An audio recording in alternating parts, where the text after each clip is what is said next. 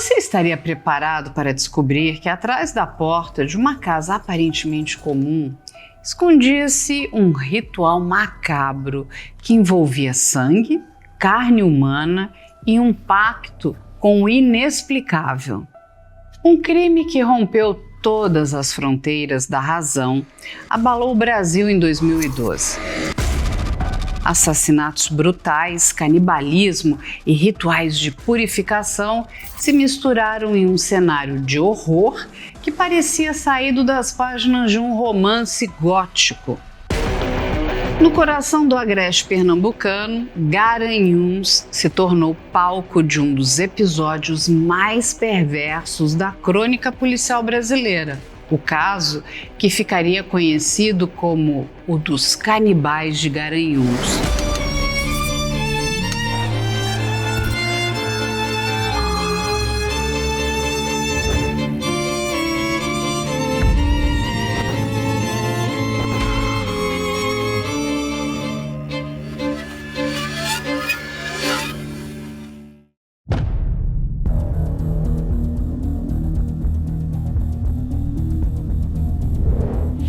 Na época eu trabalhava na TV Jornal e eu fui a primeira jornalista a chegar lá. A princípio parecia que a gente chegava numa casa de uma família simples, como tantas que vivem ali naquele bairro. À medida que os policiais foram chegando, que foram cavando, a gente foi vendo que se tratava, que parecia um filme de terror. Foram sendo retirados parte dos corpos, foi retirada a cabeça, foi retirada a parte do tronco e os braços. Então, quando foi desenterrado, a gente conseguiu ver essas partes. E o cheiro era horrível, era quase que insuportável. E eu lembro que um dos policiais relatou que foi a criança que identificou, que mostrou o local onde os corpos estavam. E ela só acenava com a cabeça,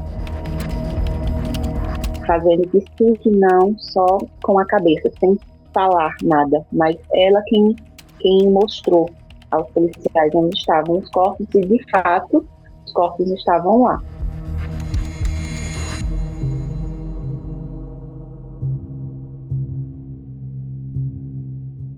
Mas uma coisa que marcou muito foi uma das vítimas. Ela era panfletista, era uma moça bonita, chamava muita atenção, muito trabalhadora e era conhecida demais por toda a cidade. Então, na época, houve uma mobilização muito grande para que se encontrasse. E, na época, algumas falsas informações também de que ela estaria em Maceió surgiram. Então, esfriou um pouco as buscas e depois foi descartada essa hipótese, voltou novamente nas buscas. Então, quando o corpo dela foi encontrado, fazia pouco tempo, inclusive, que ela provavelmente teria sido assassinada. É um caso muito complexo, muito peculiar. Ele traz elementos que a perícia não está habituada a ver. Os primeiros 2 DNAs, da Alexandra e da Gisele, eles foram encontrados rapidamente identificados, a partir da comparação com familiares. O grande problema foi o DNA da Jéssica.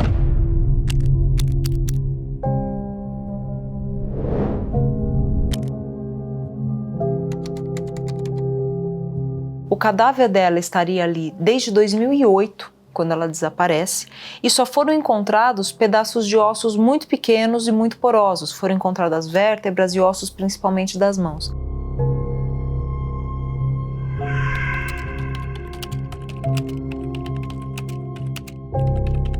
Esses ossos, eles têm uma quantidade de DNA muito menor em relação ao que foi encontrado das outras 2 vítimas. Se a gente pega ossos longos como fêmur, rádio, por exemplo, eles têm uma quantidade muito grande de um DNA que você consegue comparar, né? E não basta ter só o tecido da pessoa, a gente precisa de um DNA que tem ali aquelas regiões que se usam para comparação, que são as STRs, que são as regiões polimórficas de DNA que nos individualizam como humanos, né? Cada um tem um diferente. E é a partir dessa comparação que se chega a uma conclusão de quem seria aquele corpo.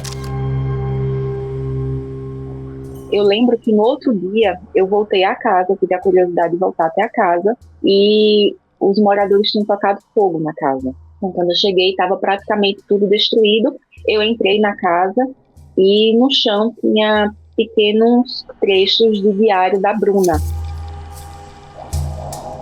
Então, eu peguei o que eu consegui desse diário da Bruna e levei até a polícia.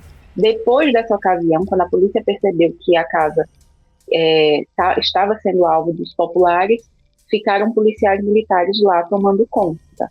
Mas no primeiro dia, depois da descoberta dos corpos, a casa ficou lá sozinha e a revolta da população, que é normal num caso como esse, destruíram tudo e atearam fogo.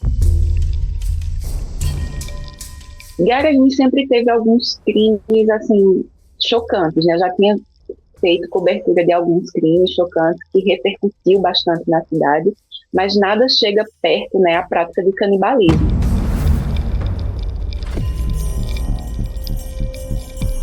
Quando foi noticiado, né, gerou uma repercussão, as pessoas ficaram com medo, inclusive, de comer coxinha, de comer empadinha, porque eles estavam utilizando carne humana para colocar nesses salgados, né? Então, a população ficou muito temerosa, né, de ter comido, e a gente ouvia relatos de pessoas que diziam, não, eu notei que a carne da empadinha estava estranha, eu notei um cheiro estranho.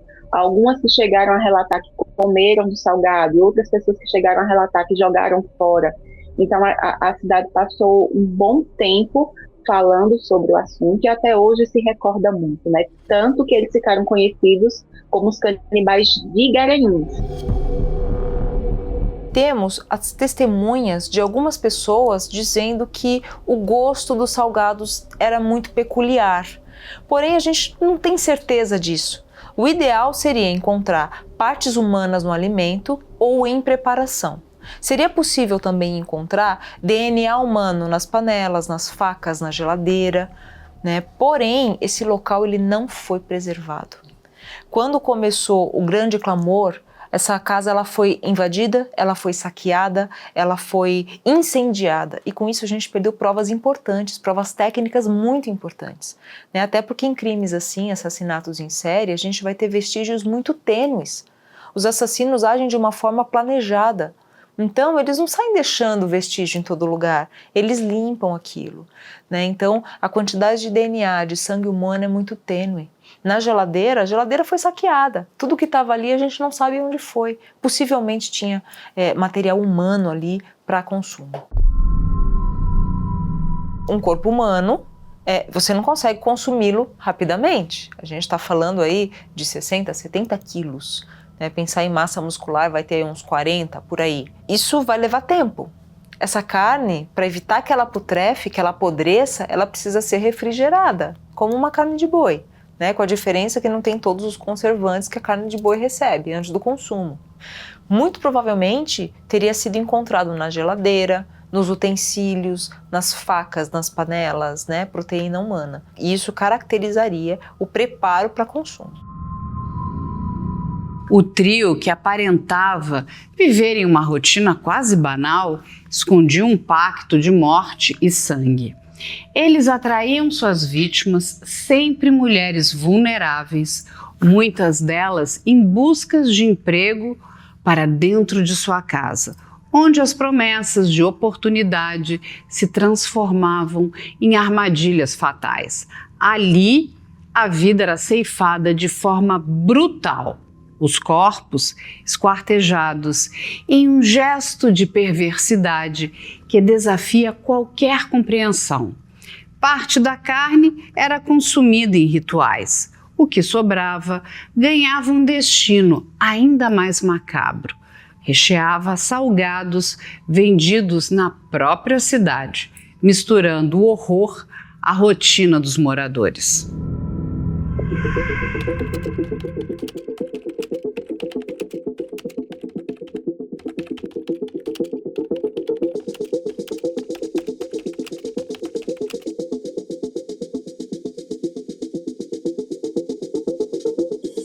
Eu não conhecia, eu nunca cheguei a ver nenhum dos três.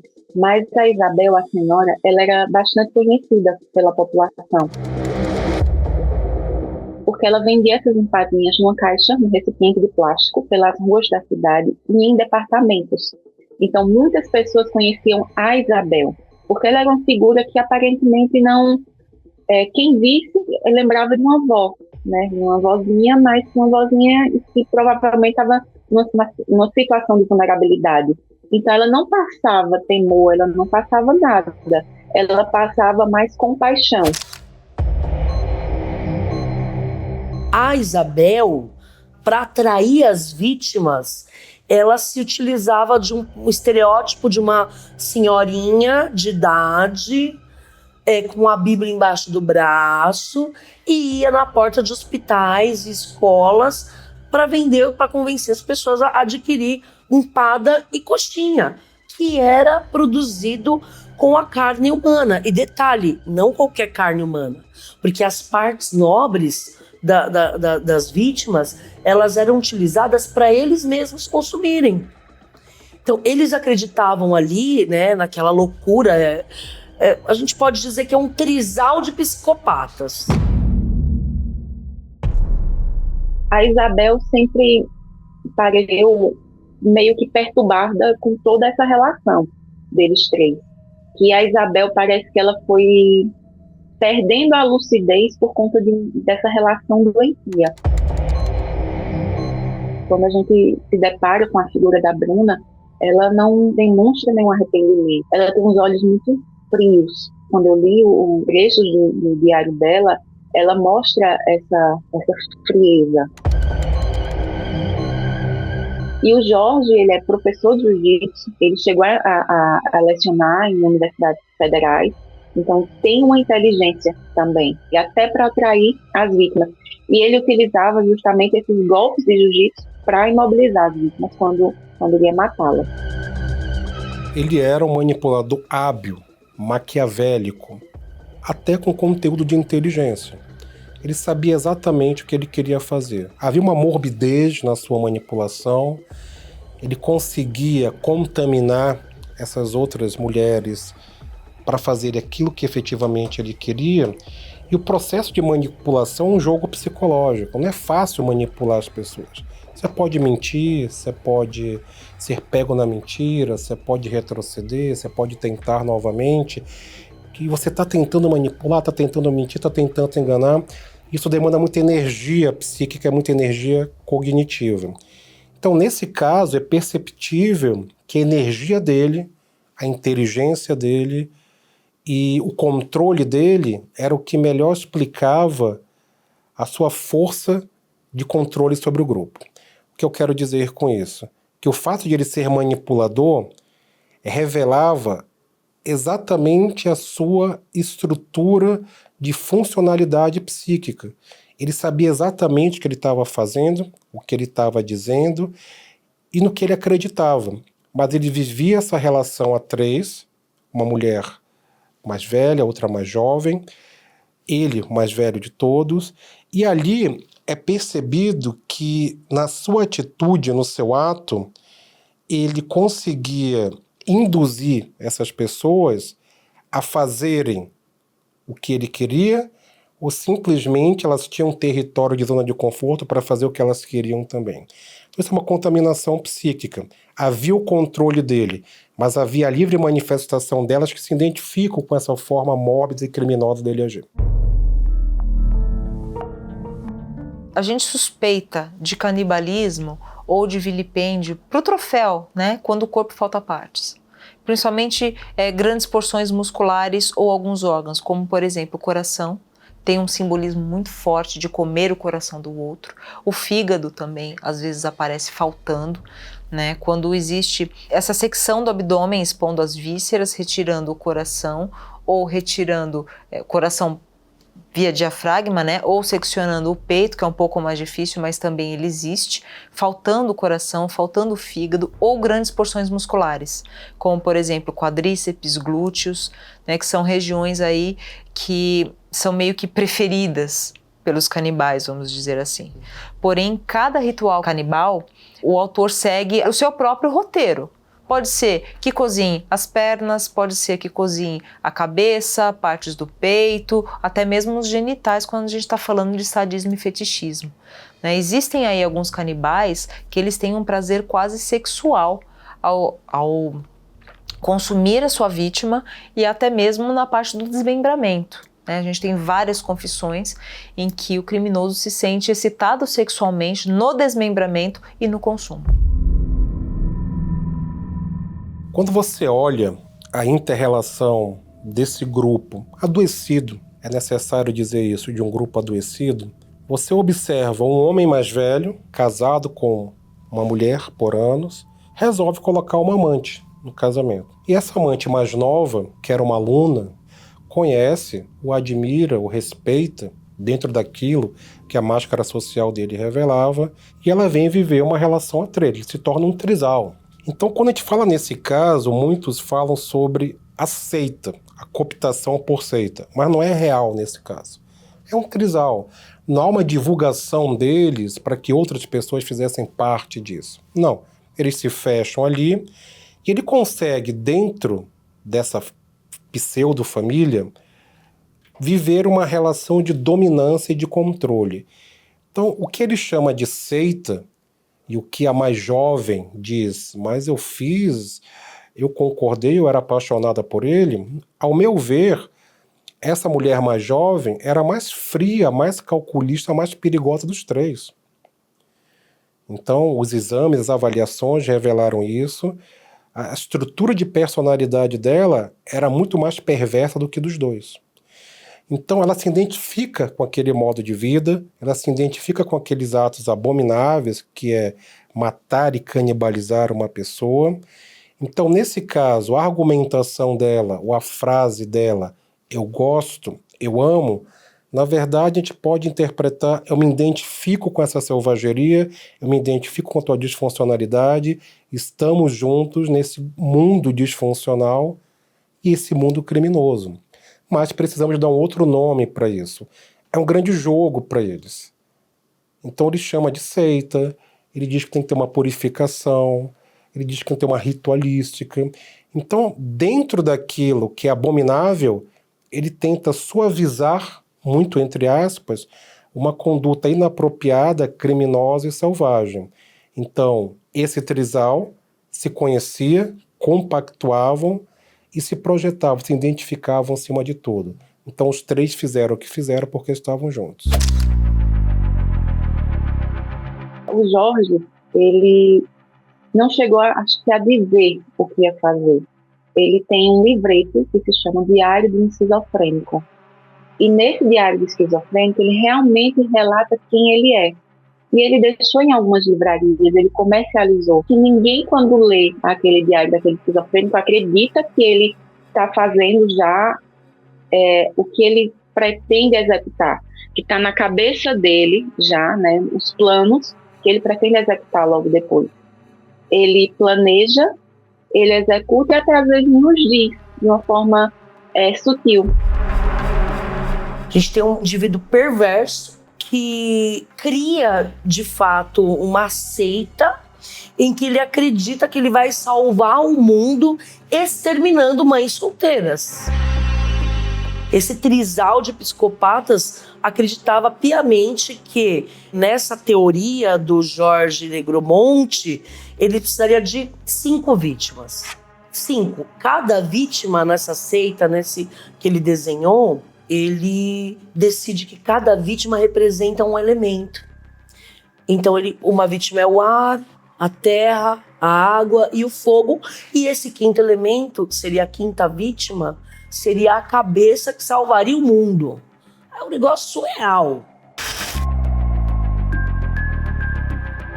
Essa argumentação dele de purificação é um papo furado, é uma balela, é um discurso medíocre, mas essa mediocridade demonstra a insensatez do ato, a banalidade da maldade e a monstruosidade das suas atitudes. Ele, obviamente, dizia que acreditava que era o líder de uma seita, de uma ideologia, mas a sua vida, os seus atos, aonde ele morava, como ele se vestia, como ele interagia com as pessoas, era o contrário, uma pessoa totalmente normal, que tinha uma vida normal, digo, nos padrões sociais, que não chamava a atenção. Então ele não tinha uma estrutura, um perfil de líder de seita, por exemplo, que se revela, que se apresenta e que se destaca. Além de tudo, se destaca no grupo e na sociedade. Ele não tem esse destaque. O destaque dele é dentro da cozinha, dentro de casa, com 2 mulheres. Então, por isso que o delírio é muito presente nas atitudes, nos atos dele. Ele tem uma crença disfuncional tão radical que é delirante e que ali ele observa 2 mulheres, a cozinha da sua casa, a sala da sua casa, e entende que aquilo ali é um grande templo simbólico da ação dele. Mas com argumentos pueris, argumentos empobrecidos e argumentos patológicos. Mas apesar disso, de ele também não acreditar nisso, porque ele não acreditava, ele vivia isso mais como uma fantasia para satisfazer uma vontade parafílica, porque ele era um parafílico, do que simplesmente uma crença ideológica, um estilo de vida. A fantasia era muito mais presente do que uma ideologia de uma seita. Tanto é que eles confessam somente essas 3 mortes. E existem pelo menos mais 5 vítimas desaparecidas com as mesmas características. Mulheres jovens, mães, pobres e com alguma fragilidade física e psíquica. Que dessa forma elas eram atraídas até o covil dos leões. O que poderia unir 3 pessoas em torno de um pacto de morte? Amor, fé distorcida ou pura insanidade? Por trás dessa trama de horror havia uma relação doentia que misturava fanatismo, manipulação psicológica e desejo de pertencimento. Jorge, Isabel e Bruna viviam um triângulo amoroso que ultrapassava as barreiras do aceitável, sustentado por uma ideologia que eles chamavam de cartel. Essa seita pregava que cada morte representava um elemento da natureza: terra, fogo, ar e água. E que ao completarem o ciclo de 4 assassinatos, abrir-se-ia um portal para o paraíso. O delírio espiritual se tornava justificativa para a barbárie.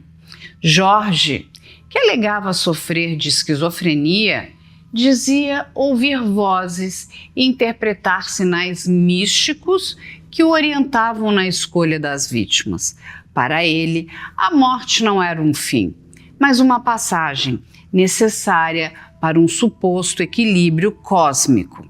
Isabel e Bruna, longe de meras coadjuvantes, não só compartilhavam dessas crenças, como também se tornaram cúmplices ativas nos assassinatos, participando de cada detalhe, da preparação da armadilha ao ato final de violência.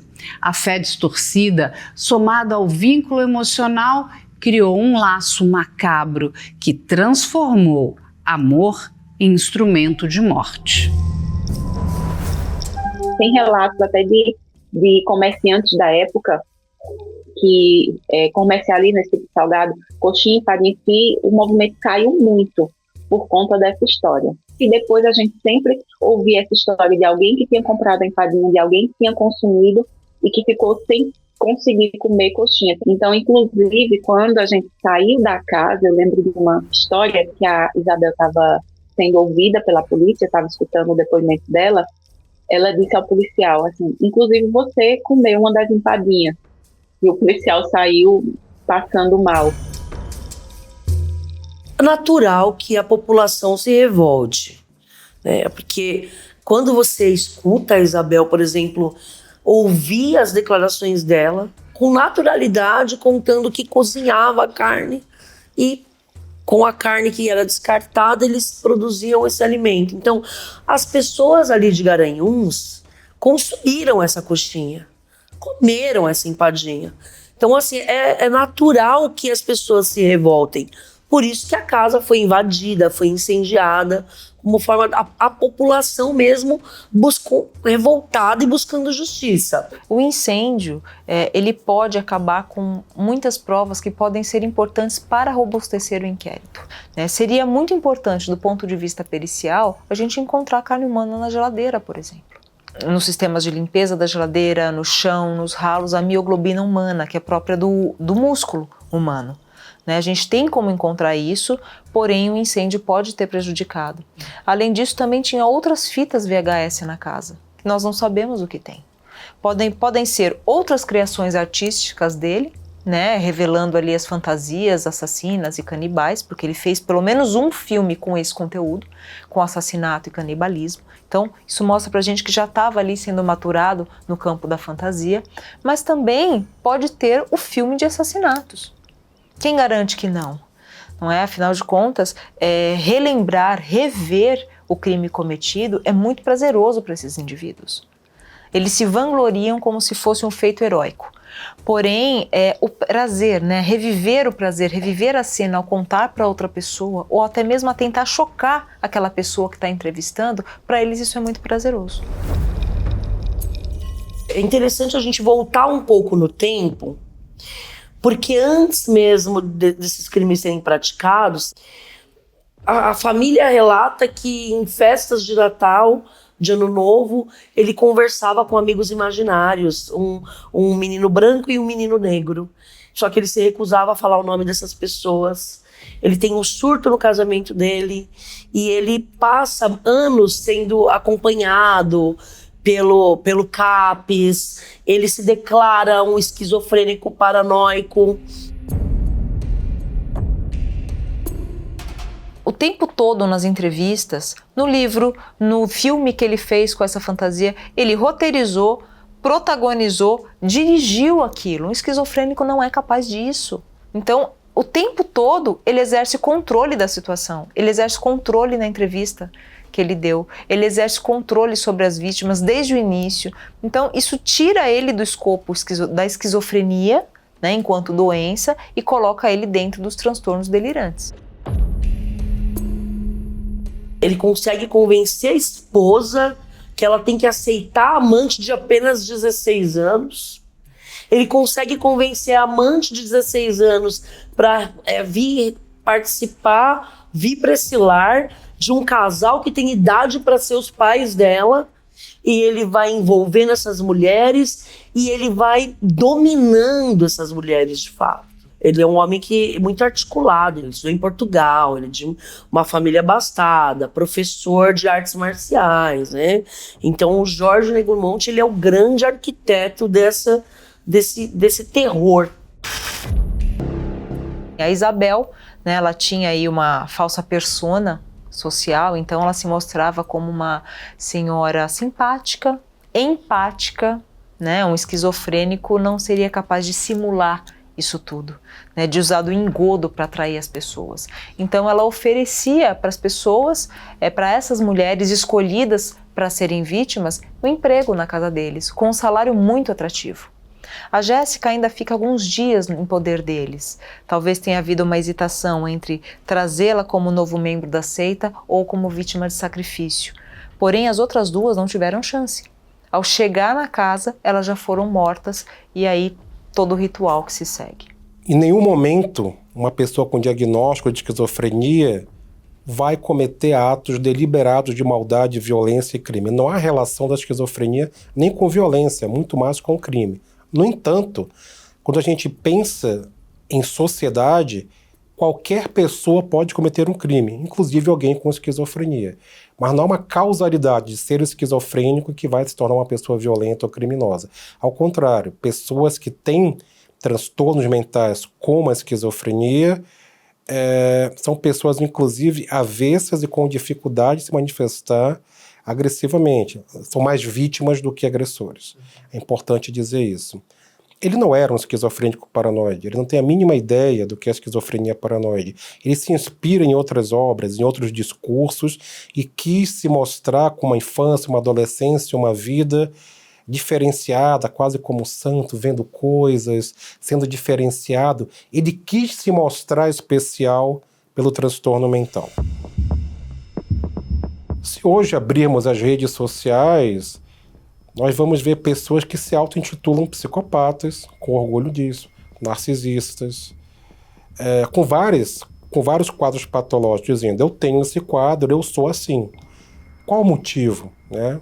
Ela quer chamar atenção por quê? É a pergunta que a gente faz em relação a ele. Ele se auto-intitulou esquizofrênico. Por que ele se auto-intitulou esquizofrênico? O que ele quis com isso? Porque ele não era. A forma de ele se comportar no mundo, ele estudou, ele fez uma faculdade, ele trabalhava. Obviamente ele era um criminoso e era um crime diferenciado. O recurso do delírio estava presente ali. Mas quando você pensa num diagnóstico estruturado de esquizofrenia, ele não preenche 90%. 10% sim que seria esse transtorno delirante. O pensamento bizarro, os comportamentos bizarros, sim. Mas tudo que exige, tecnicamente, de um diagnóstico efetivo, coerente da esquizofrenia, ele não tinha esses sintomas nem sinais. Então, ele decide escrever uma obra literária onde ele começa a identificar alguns sintomas e dizer que ele viveu isso, mas é só ele. Porque o comportamento dele com pessoas, ninguém dizia que ele delirava, que ele escutava, que ele tinha sintomas positivos, negativos, alterações cognitivas significativas, comportamentais significativas, que exige que um esquizofrênico tenha. Mas hoje sabemos que ele não tem esse quadro. No entanto, o delírio, sim. O delírio eu consigo enxergar e consigo considerar como fato técnico-científico. Olhando para os três, a gente vê um certo embotamento afetivo, a gente vê um certo rebaixamento da consciência, mas principalmente o que mais chama atenção é a ausência de empatia, a ausência de remorso, de culpa. A gente não vê nada disso. Tanto é que a Bruna, muitas vezes, ela ri durante o julgamento. Nem quando ela se defronta com a barbárie que ela cometeu, porque elas auxiliavam, né? Auxiliavam a matar, desmembrar, cozinhar. Você não vê um pingo de arrependimento. Eu vejo 3 predadores cruéis, com uma alta capacidade de organização, planejamento e execução. Tá? Isso já os tira da esquizofrenia. Porque para a gente diagnosticar uma doença mental, a gente precisa de sinais positivos e negativos, e uma série de outros, de acordo com o CID, de acordo com o DSM, ou mesmo numa análise psicodinâmica. Esse nível de planejamento e execução tira esses 3 personagens da esquizofrenia. A hipótese diagnóstica mais provável é de uma crença delirante, né? Eles têm um transtorno de personalidade delirante, portadores de uma crença fixa, inflexível e com conteúdo bizarro. Né? Então eles têm essa fantasia sobre a morte, sobre o matar, essa megalomania de se acharem mais importantes do que todos os demais da humanidade e que, portanto, teriam o poder de vida e de morte. A gente vê que o Jorge tinha um poder muito grande de controle sobre essas 2 mulheres. E elas teriam, então, um rebaixamento da consciência, o que é diferente de inimputabilidade. Tá? Então, esse controle a gente vê antes dos crimes. Perceba que ele convenceu a esposa, que já estava com ele há mais de 20 anos, a aceitar uma outra mulher mais jovem para fazer parte daquela relação. A Bruna, ela aceita fazer parte disso a despeito da diferença de idade. Então, ele já tinha ali um certo domínio de linguagem, um certo domínio sobre elas duas. Né? Até no livro dele que ele publica, né, se autodenominando esquizofrênico, a gente vê que ele não escreve mal. Existem crenças fantasmagóricas, existem crenças muito arraigadas relacionadas à seita, mas ela tem uma certa lógica interna. Não é? Não condiz com a realidade. Essa realidade partilhada por todos nós, ora eles estavam dentro, ora eles estavam fora. Mas esse nível de organização e controle empurra para um transtorno de personalidade delirante. Não é uma doença mental, é um jeito que ele tem de se relacionar com o meio, com o mundo, é um jeito de ser no mundo. Para isso não existe tratamento.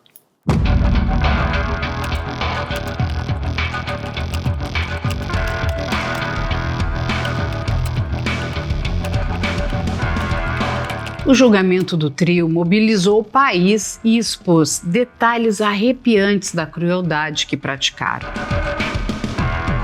Jorge Negromonte, Isabel Cristina e Bruna Cristina foram condenadas por homicídio triplamente qualificado, ocultação de cadáver, estelionato e vilipêndio de cadáver.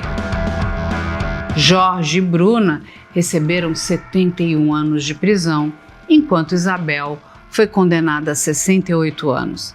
As penas refletiam não apenas a brutalidade dos assassinatos, mas também o grau de planejamento, frieza e repetição dos crimes. É importante a gente destacar, particularmente nesse caso, o canibalismo aqui no Brasil, ele não tem a sua conduta prevista como ilícito no nosso Código Penal. Então, aqui no Brasil, nós não responsabilizamos penalmente o canibalismo. Então, de que forma que essas pessoas elas são penalizadas? Através dos crimes que antecederam o canibalismo. No presente caso, os 3 homicídios. Então, eles são acusados, eles são julgados pela prática de homicídio qualificado por 4 vezes e a ocultação do cadáver, além do estelionato. O vasto conjunto probatório contra os 3, contra esse trisal, é tão vasta a prova, é DNA, é a criança, é o cartão de crédito, as imagens, a própria confissão para um jornalista numa TV aberta, na véspera do julgamento. Inclusive a Bruna confessa, eles confessam. Então a estratégia da defesa foi alegar insanidade mental. Então a defesa requereu, eles foram submetidos à perícia. Então foi instaurado um incidente de insanidade mental e eles foram periciados. E o laudo chegou à conclusão que eles estavam completamente cientes do que eles estavam fazendo. Eles não são insanos a ponto de não terem consciência da ilicitude dos seus atos praticados. Ou seja, eles não são inimputáveis. Eles têm que sim ser responsabilizados pelos atos praticados. Então, para que teve toda a observância da ampla defesa. Então, nesse caso, eles foram julgados e dentro dos princípios do devido processo legal, foi possibilitada a defesa que fosse submetida a essa avaliação mental dos réus. Estatisticamente, assassinos em série, quando soltos novamente, eles voltam a cometer crimes violentos. Principalmente nesse caso, que eles não veem aquilo como mal. Eles acham que eles têm razão e que o mundo está errado. Né? Então, esses criminosos, eles vão voltar a cometer crimes violentos. Não é nem que a gente está adivinhando, é uma questão estatística. É uma questão do estudo da personalidade violenta, do estudo, né, da psicologia forense estudando o criminoso. E muitos deles, isso a literatura tem fartamente em qualquer base de dados que você pesquisar, que eles dizem que eles vão voltar a cometer crimes. E que se não tivessem sido parados pelas investigações, não tivessem sido presos, eles continuariam cometendo crimes. A partir do momento que ele se vê em sociedade, no meio da presa de novo, ele vai cometer um ato de um predador, porque eles são predadores. O horror só começou a ser desvendado após o desaparecimento de 2 mulheres, Gisele Helena da Silva e Alexandra da Silva Falcão. A investigação policial rastreou movimentações nos cartões de crédito e imagens de câmeras de segurança, o que os levou até a casa dos suspeitos. Mas foi a inocência de uma criança que derrubou o véu do silêncio. Filha de uma das vítimas, ela foi criada pelo trio e, em depoimento crucial, contou ao delegado que o pai havia matado as mulheres e até indicou onde os corpos estavam. Sua voz frágil revelou aquilo que a brutalidade tentava esconder. aquela criança que estava ali com eles como sendo filha do Jorge, de Isabel ou de Bruna, na verdade era uma criança que estava sendo sequestrada e que era filha da Jéssica. Possivelmente eles usariam aquela garota ou como mais um membro da seita ou posteriormente como mais uma vítima de um sacrifício humano. Ela foi para um abrigo quando os fatos ocorreram. Ela ficou 2 anos nesse abrigo. Ela ficou sendo acompanhada por psicólogos por 2 anos e depois disso ela foi entregue para um parente distante que assumiu essa guarda, sofreu bullying durante toda a sua adolescência, concluiu os estudos sofrendo bullying de outras crianças, porque as crianças me perguntam como que é o gosto da carne humana, como que é comer coxinha de gente. Essa menina aqui foi uma das maiores vítimas, porque a gente percebe que essa família estava criando essa menina para ser a próxima canibal. Ela presenciou tudo. O fato de ela ter sido vítima dessa história, de ela ter feito parte dessa história, isso não a define.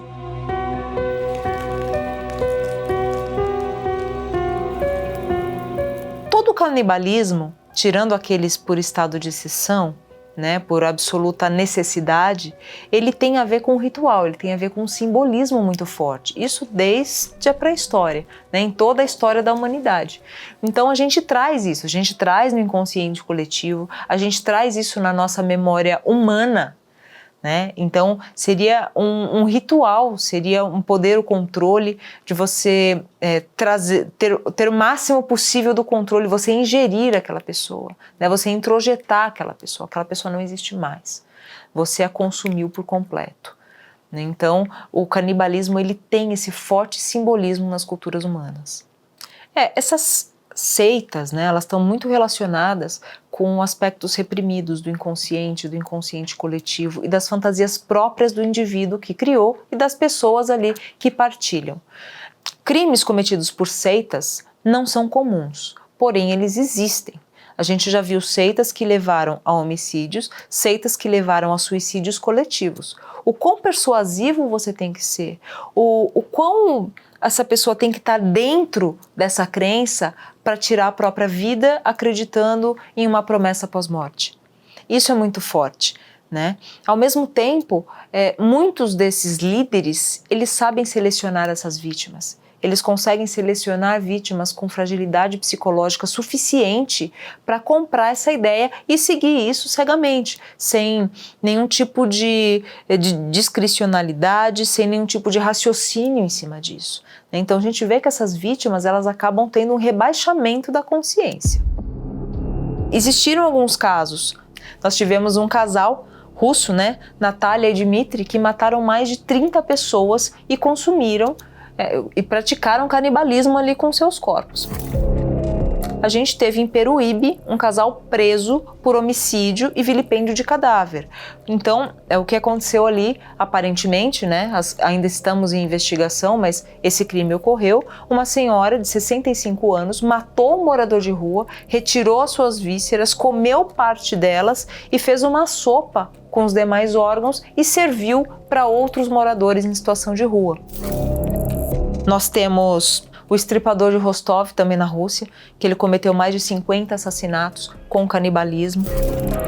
Nos Estados Unidos, na década de 20, quase ali nos anos 30, nós tivemos o The Gray Man, o Albert Fish, que ele estuprou mais de 400 crianças ao longo de 20 anos e ele confessa ter matado entre 6 e 15 e confessa que em alguns casos ele cometeu o canibalismo. Então a gente vê que essa questão do canibalismo, do ritual, está muito ligado a fantasias principalmente relacionadas a poder e controle. O canibalismo na sociedade humana sempre foi relacionado ao ritual. Segundo a antropologia, nenhuma sociedade, nenhuma civilização usou o canibalismo como forma de alimento e sobrevivência, não. Os atos canibais, como entre os tupinambás, no século XVI, aqui na costa brasileira, por exemplo, eram em função do ritual. Então observa que os astecas também tinham isso no México. Esses atos tinham não uma problemática social, mas uma solução entre guerreiros, entre tribos, entre vencedores e entre vencidos. Muitas vezes o ato de canibalizar é um ato, inclusive, de reconhecer o poder e a força do seu oponente, que eu gostaria para mim. Dentro de uma cultura que nós não compreendemos e que nós não vivenciamos, era um ato, muitas vezes, até de homenagear. Bom, dito isso, é óbvio, é evidente que o canibalismo deles era muito mais pela morbidez, pela maldade, do que por uma simbologia ou simplesmente por um ritual pré-existente que eles efetivamente acreditavam, já que era uma grande fantasia.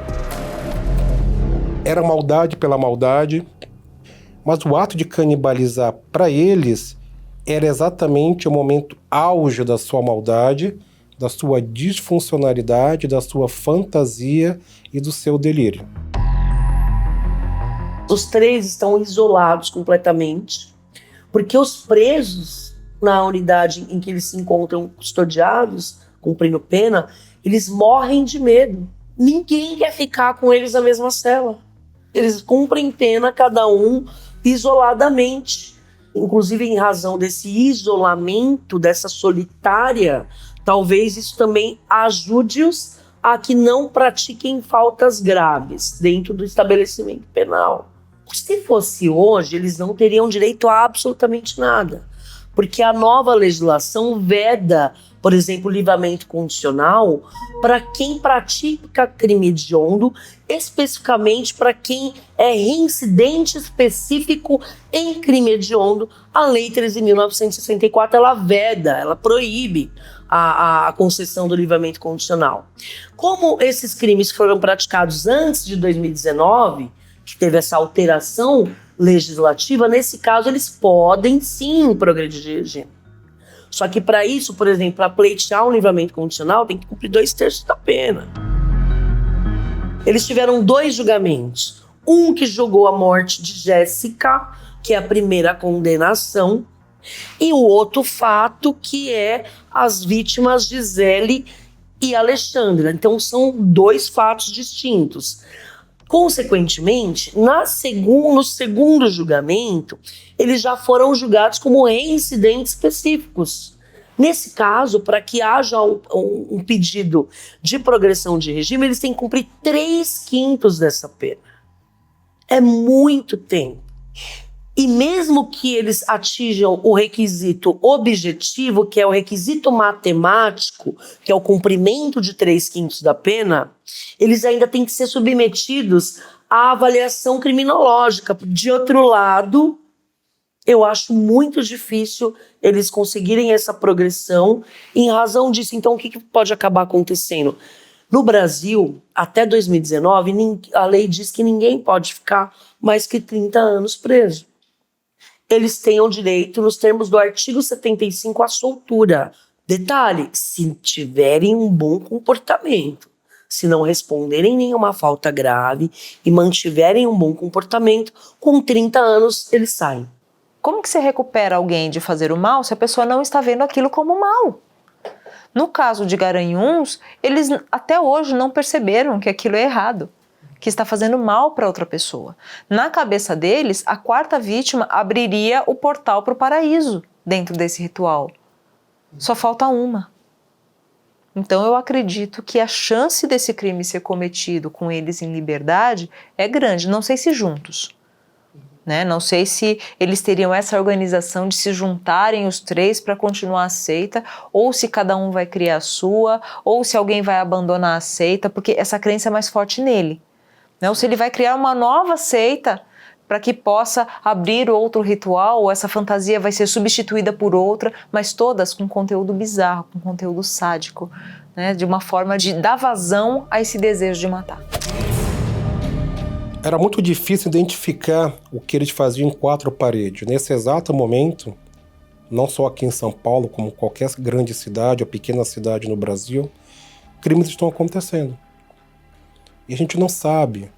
Os sinais podem ser dados ou não. Era um grupo muito isolado, muito fechado. No entanto, saíam para fazer compras, para conviver, tanto que ele foi preso quando tentou comprar numa venda próxima com o cartão de uma das vítimas. Então Então ele cometeu um erro. Na minha experiência de alguém que trabalhou 15 anos no ambiente penitenciário, é muito complexo falar em ressocialização. É mais compreensível entender a reincidência criminal. Então, nesses casos, indivíduos com essas características, normalmente, quando saem, reincidem criminalmente. Não podemos afirmar categoricamente com uma bola de cristal que esses 3 em liberdade vão voltar. No entanto, a sua estrutura psicológica, os seus atos, a sua radicalidade e principalmente a sua maldade associada a uma impotência moral pode nos levar a pensar que em liberdade o risco que a sociedade corre é muito grande. Atos como esse gritam para a sociedade o quanto ainda somos involuídos, talvez, primitivos, talvez, inadequados, talvez, o quanto não entendemos o nosso papel de humanidade. O que nos faz agir em detrimento do outro, contra um irmão, contra uma irmã, de forma tão brutal e tão violenta. Então, a sociedade, infelizmente, está acostumada em olhar para a violência, mas que bom também que a sociedade não aceita. Grita, pede justiça, pede penas mais duras. Então, se cansa. Você vê, por exemplo, violências na rua, linchamentos de ladrões, de estupradores, que é totalmente equivocado e errado, mas, por um lado, é um sinal comportamental da indignação e do cansaço da sociedade. Por mais que seja uma sociedade ainda agressiva e violenta, ela tenta lutar contra a sua própria natureza. Porque, como diz o Carl Jung, nós somos a origem de todo o mal que ainda virá.